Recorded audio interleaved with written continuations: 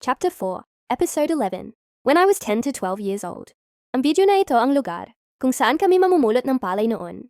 Ang nakaraan, kahit may pasok kami sa school, dahil nga mahirap lang kami, pupunta kami sa rice fields, or baska ng tawag sa amin.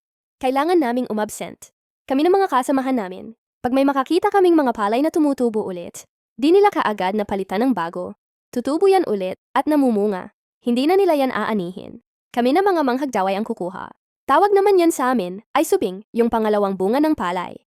Swerte, para sa aming manghagdaway, kung may ganyan, para na rin kaming nagha-harvest. At hindi namumulot, makakuha kami buong araw ng 10 kilos. Masaya na kami.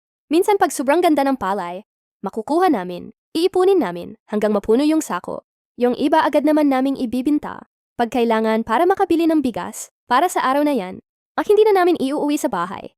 At yun nga, kikitain namin ibili namin ng kilong bigas, at ulam, at pag may tira, bibili din kami ng gamit para school. Pag ubos na, tulad ng papel, and yung iniipon naming palay, ipagigiling namin, para magkaroon kami ng masarap na bigas, at masaya kaming uuwi. Mawawala yung pagod, pag may maiuwi kang pagkain, para sa buong pamilya. Itutuloy nyo lang po, ang pagsusubaybay sa akin. Maraming salamat. Ako ang inyong Ate MLB.